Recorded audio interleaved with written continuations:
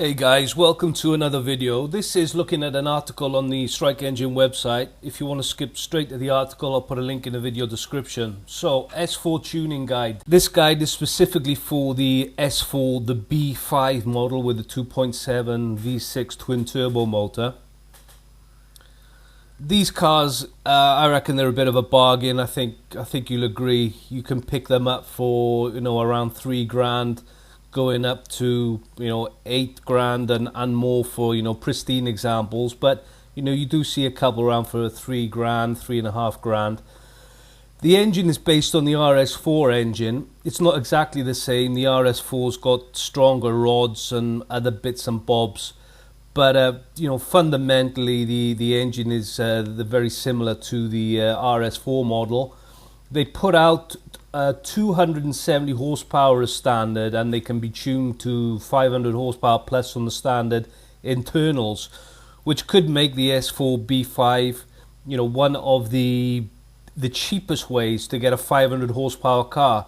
And even in today's world of mega horsepower saloons, that is more than enough. Plus it's got the quattro drivetrain, so you're going to have no issues with traction. So this guide is going to cover how to get to 500 bhp. First of all, the fundamentals, the brakes. They say that the standard brakes are not the best from the factory, but as with any car, with most cars, putting some good quality pads on there. I'm thinking Ferodo DS 2500, something in that level.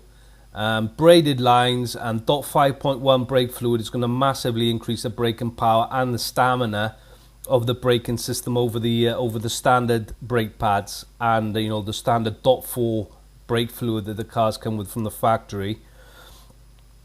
If you want to go further than that, if that's not enough, I'd recommend trying that first if you haven't done it already. And if that's still not enough, I'd recommend going, you can go the big brake kit route, or obviously that's going to be much more expensive than the just upgrading the brake pads. So high spec make a kit for the car. It's around £1,500, and that should be good enough for anything. You've also got the option of fitting RS4 brakes from the B7, which use 8-piston Brembo calipers. There's a company, MRC Tuning, which can help you with that, give you more details.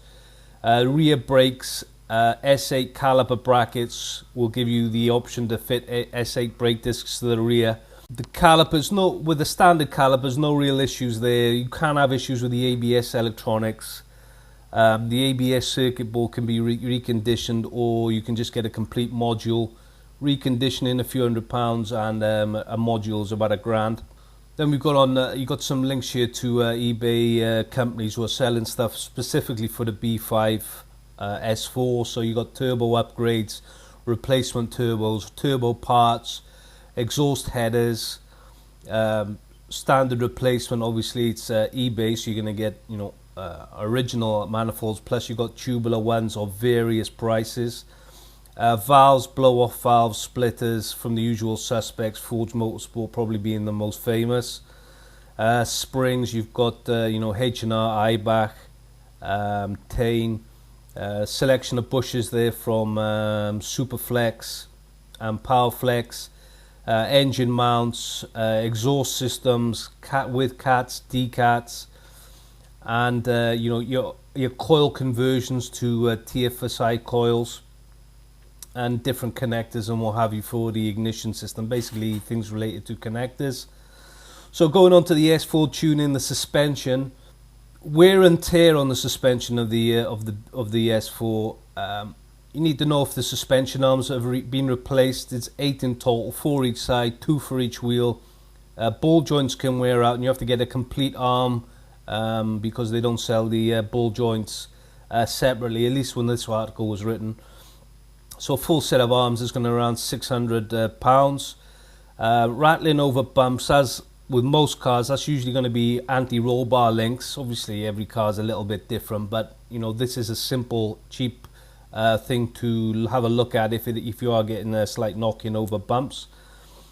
Springs and dampers are proved reliable, up to 150,000 miles on the standard stuff, but the car is quite old now, so it's going to have new dampers, and maybe the springs are factory, but springs like anything will wear out. So upgrading the springs to something like H&R will give a big improvement in stability, make next to no difference in ride comfort. H&R anti-roll bars,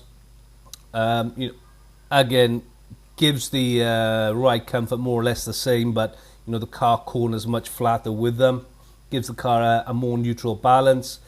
But if you're going to be tracking the car regularly, then coilovers are the way to go.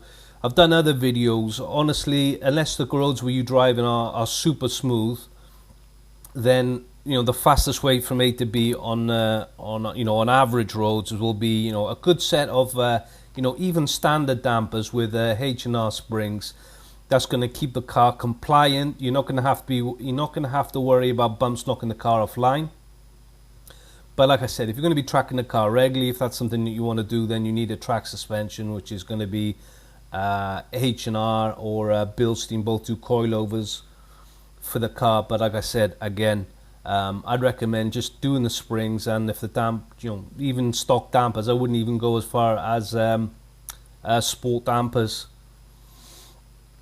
You got some selection of S4s for sale here. This is going to be from American eBay, so depending on where you are, this may or may not be relevant. You've got the B7, B6, and S4s if they're available. Got a quick video here. MRC did a video showing the car accelerating from 100 to 120 miles an hour. The car's got over 500 brake, and it is super fast. To give an idea of how quick it is, in the video it shows it doing 100 to 120 in just over 3 seconds.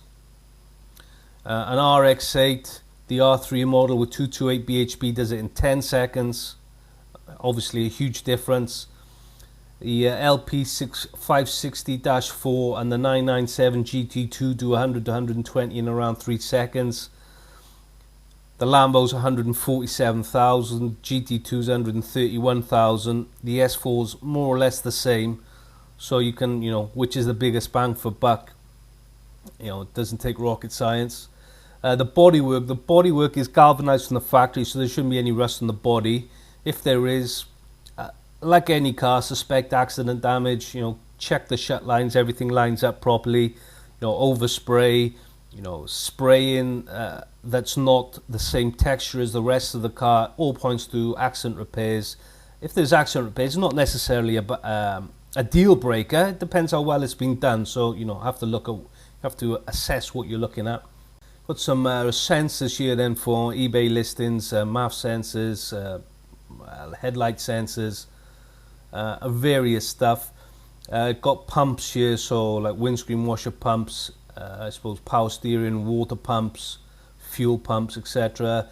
Again, valves, so fuel operating valves, basically random valves from eBay. So now we come to the good stuff, the engine. 265 horsepower is standard. To get it over to 300 horsepower, you only need to get an extra 35 horsepower, and a remap will do that for you. MRC offer a remap for the car for 400 quid. If you want to combine the remap with a performance exhaust system, a larger intercooler, used RS4 intercoolers will fit, and that will take the car to around 330 horsepower. The pre-cats can be removed and it'll still pass the MOT, so obviously that is something that you would want to do if you're chasing horsepower. Miltech, Super Sprint, Scorpion, they all make great quality exhaust for the S4, and if you want something different, check the eBay listings I highlighted above. So 340 horsepower is going to be the limit for the turbos that are on the car from the factory. You get the K04 turbos, will fit. They're nearly the same price as the K03, so that's definite upgrade to do. If you need to replace the original turbos in the car. The K04s can do up to 370 horsepower with a remap, standard injectors, standard fuel pump. The car's just built for power. Upgraded fuel pump to Bosch Motorsport, so like an 044. 440cc injectors and a proper remap, a suitable remap will take the car to 450. I mean, you're getting big horsepower gains here for, you know, very little outlay. Bosch Motorsports fuel pump, you know, if you're going to get the swirl pot, you know, the wiring, you know, maybe budget, what, 200, 300, 400 pounds for that complete upgrade, and then you're going to have a motorsport ready fuel system. Injectors for 440. How much are injectors these days? 400, 500, 600 pounds. And the remap, you know, budget another 400, 500 for that, and you know, you've got a 450 horsepower car, which is, you know, unbelievable. To get to 500 horsepower, you're going to need 600cc injectors, hybrid K04 turbos, tubular manifolds, so you can see the price is going up a bit here.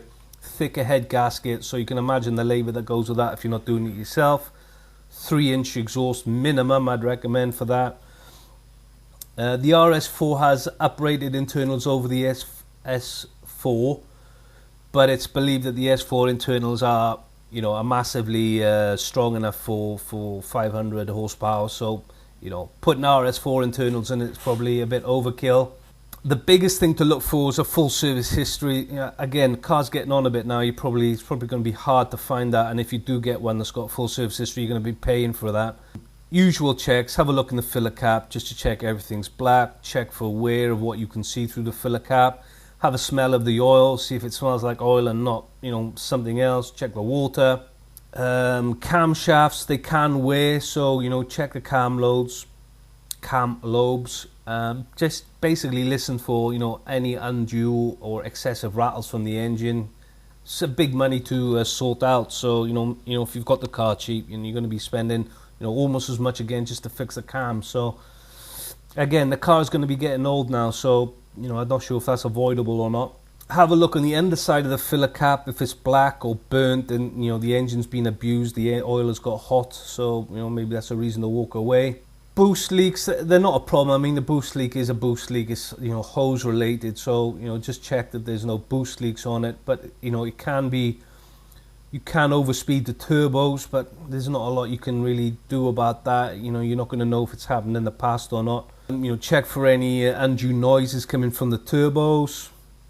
You're looking at 106 per side for the lambda. If the MAF sensor fails, you could get hot exhaust gases which destroy the lambda and the EGC sensors. At the time of this article, there were 106 per side for the lambda sensors. You probably get them cheaper than that now, I'd imagine. And 139 per side for the EGT sensors. 80 quid for the MAF. Again, you know, MRC is, you know, probably number one for the S4.